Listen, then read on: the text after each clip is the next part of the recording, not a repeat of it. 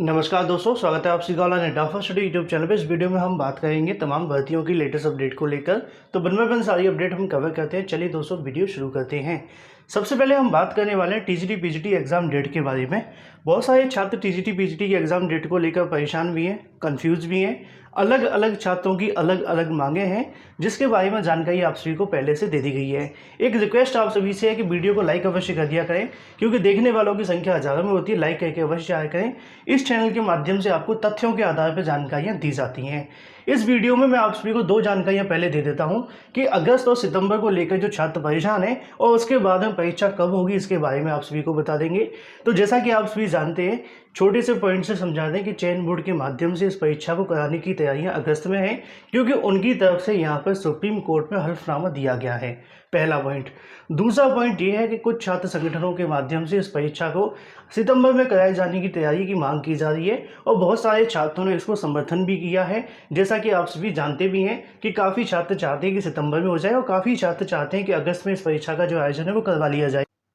तो ऐसे में अब छात्र संगठनों के माध्यम से परीक्षा को करवाने को लेकर दबाव चयन बोर्ड के ऊपर बनाया जा रहा है। बहुत सारे छात्रों के माध्यम से कहा जा रहा है कि परीक्षा तो अगस्त में ही करवाई जाएगी, क्योंकि सितंबर में उनको पता है कि मामला लटक सकता है। तो दूसरे छात्रों की तरफ से लगातार प्रयास है कि इस परीक्षा का आयोजन सितंबर में हो जाना चाहिए। आखिर दोनों मुद्दे अलग अलग क्यों हैं, मैं आप सभी को एक छोटे से पॉइंट से आपको समझा देता हूँ। अगर आप सभी रोज़ समाचार पत्र पढ़ते होंगे तो मुझे उम्मीद है कि आपको बहुत सारी जानकारियाँ मिलती होंगी, और मैं तो हमेशा से सुबह के वीडियो में आपको बताता ही हूँ। जितनी भी अपडेट समाचार पत्रों के अंदर होती हैं तो सुबह का वीडियो अवश्य देखा करें। तो सुबह के वीडियो के अंदर मैंने पिछले एक हफ्ते से आप सभी को बताया है कि जो तीसरी लहर है वो जल्द आ सकती है। कोर्ट की तरफ से भी आगाह किया गया है कि सावधान हो जाइए। आज के समाचार पत्र आप उठा करके देखें तो इसमें लिखा है कि सितंबर से अक्टूबर के बीच में तीसरी लहर संभव है। मतलब कि यहाँ पे कोरोना की दूसरी लहर से जो कहीं ना कहीं विकराल रूप आप सभी को देखने के लिए मिला था, क्योंकि जो पहली बार कोरोना आया था तो इतना कुछ हुआ नहीं था। हालांकि परीक्षा लॉकडाउन तो सब कुछ देखने के लिए मिला, लेकिन इतने भयावह चीजें नहीं हुई थी जितनी दूसरी लहर में देखने के लिए मिली। अब ऐसे में बताया जा रहा है कि जो तीसरी लहर आप सभी के सामने होगी वो यहाँ पे आप सभी के सितंबर माह से देखने के लिए मिल सकती है और अक्टूबर के बीच में भी आप सभी को देखने के लिए मिलेगी।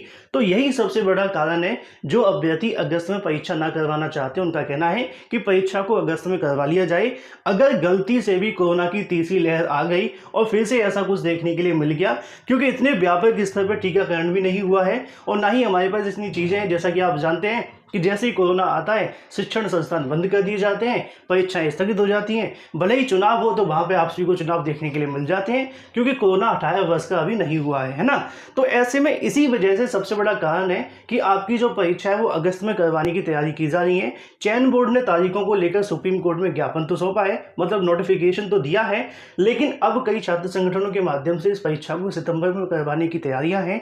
अगस्त में करवाने की जो मांग की जा रही है वो सिर्फ और सिर्फ इतनी है कि सितंबर महीने के अंदर अगर कोरोना की तीसरी लहर आ जाती है तो हो सकता है कि इस परीक्षा के लिए लंबा इंतजार करना पड़े। और चयन बोर्ड का आप सभी जानते हैं इतिहास कि उनकी तरफ से जब भी कोई भर्ती निकली है 5 से 6 साल तक लटकी रही है, और जैसे तैसे भर्ती पूरी हुई है। हजारों की संख्या में छात्रों ने धरना प्रदर्शन दिए हैं, तब जाकर उन भर्तियों के अंदर उनको चयनित होकर नौकरियां मिली हैं। और अभी तो 2011 की बहुत सारी भर्तियां लटकी हुई हुई हैं, जैसा कि आप जानते ही होंगे। और 2016 की तो आप सभी को पता है कि अभी तक परिणाम भी जारी नहीं हुए, या फिर कई के आप सभी को पता है कि परीक्षाएं होनी, जैसे कि जीव विज्ञान की। तो ऐसे में जो परीक्षा को लेकर विवाद का विषय है, रोज आपको अगस्त देखने के लिए मिलता है, सितंबर देखने के लिए मिलता है, लेकिन परीक्षा कब होगी इसका जो सवाल है उसका जवाब मैंने आप सभी को दे दिया है कि अगस्त में परीक्षा इसलिए करवाई जा रही है क्योंकि सितंबर के अंदर तीसरी लहर आ सकती है। अगर नहीं भी आती है तो कहीं और कोई मामले की वजह से भर्ती ना अटक जाए, जिसलिए कि जल्दी से जल्दी भर्ती प्रक्रिया को पूरा करवा के उसके बाद में अगली भर्तियां भी आप सभी को देखने के लिए मिलेंगी, तो और भी छात्रों को बेनिफिट मिलेगा। अगर सभी भर्तियां ऐसी लटकी रहेंगी जैसे कि एडेड जूनियर और भी बहुत सारी लटकी हुई हैं, परीक्षाएं नहीं हो पा रही हैं, तो छात्र कन्फ्यूज हैं किसकी तैयारी करें, किसको छोड़ें, किसको पढ़ें, क्योंकि सिलेबस भी अलग अलग है ना।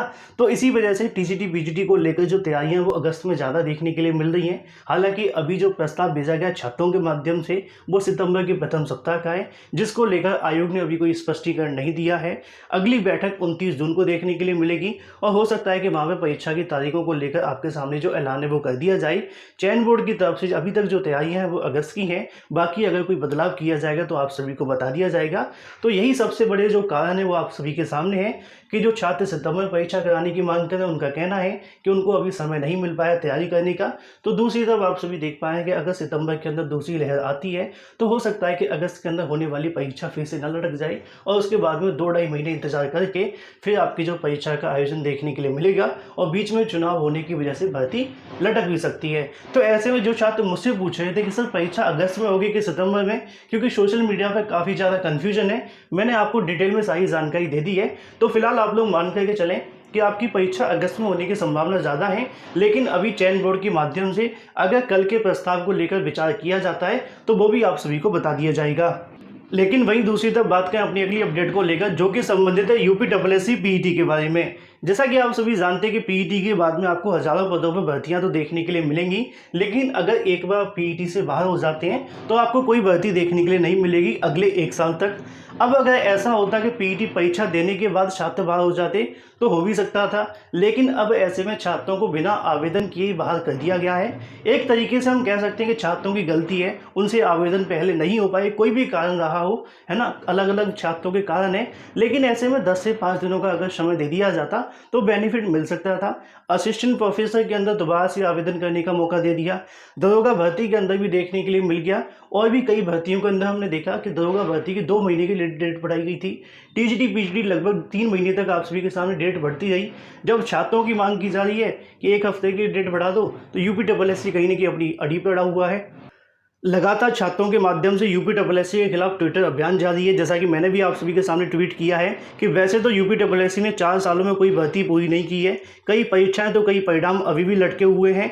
आज यूपीएससी पीईटी तारीख न बढ़ाने से लाखों छात्रों का जो भविष्य है वो 1 साल के अंधकार में ना चला जाए, इसको लेकर संज्ञान में लें। और भी हजारों की संख्या में छात्रों की तरफ से जो ट्वीट है वो किए गए हैं, उनका कहना है कि यहाँ पर यूपीएससी पीईटी को लेकर एक बार फिर से जो वेबसाइट है वो खोली जाए। जैसा कि आप सभी देख पा रहे हैं कि छात्रों के माध्यम से रजिस्ट्रेशन की जो तारीख है बढ़ाने की मांग की जा रही है, लेकिन इसको लेकर आयोग के समक्ष भी पत्र भेजा गया है। उस पत्र के अंदर भी ये मांग की गई है कि दोबारा से साइट को खोला जाए, जिससे कि और भी छात्र यहाँ पर रजिस्ट्रेशन करवा पाएं। लेकिन अभी तक चेयरमैन की तरफ से कोई भी आधिकारिक बयान नहीं दिया गया है कि इसको लेकर क्या विचार होगा या होगा भी कि नहीं। बाकी जो भी होगा आप सभी को बता दिया जाएगा। लगातार छात्र इसको लेकर आंदोलन करने की तैयारियां में हैं। लेकिन वहीं दूसरी तरफ बात करें अपनी अगली अपडेट को लेकर, जो कि संबंधित है 69,000 की 22,000 सीटों के बारे में। मतलब सीटें तो 68,500 की हैं, लेकिन मांग की जा रही है कि 69,000 शिक्षक भर्ती के अंदर जोड़ी जाएं। पिछले 3 दिनों से लगातार इसको लेकर धरना प्रदर्शन जारी है, जिसकी जानकारी मैंने आप सभी को पहले से दी है।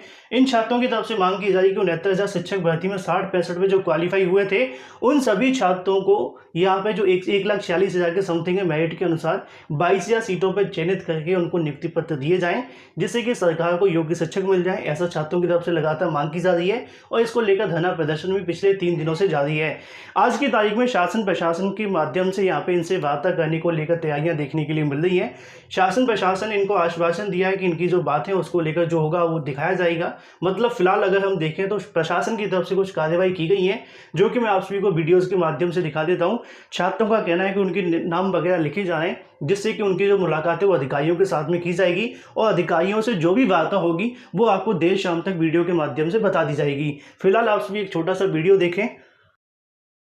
से निवेदन है कि यहाँ देख लीजिए, जितने 22,000 शिक्षक अभ्यर्थी यहाँ 22,000 सीट जुड़वाने के लिए आए हैं, सबका नामिनेशन यहाँ किया जा रहा है हमारे पुलिस अधिकारी द्वारा।